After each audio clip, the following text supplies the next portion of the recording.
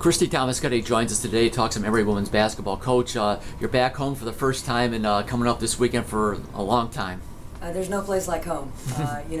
We hit kind of a rough patch on the road the last 2 weeks, so definitely happy to be back in the woodpeck.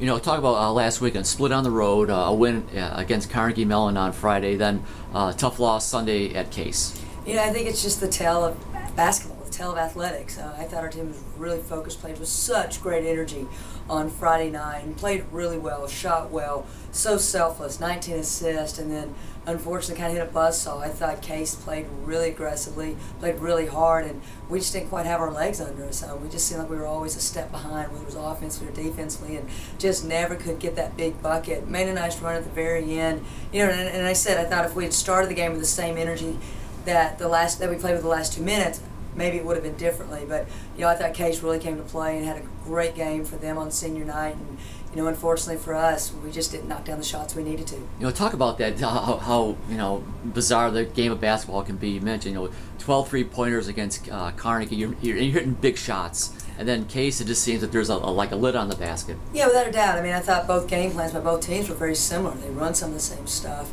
as far as the fluid part of their offenses. You know, I think it should, again, you know, it's that 4 inches between our ears. That was the difference. And I think, you know, the Sunday games are usually go to the disciplined team.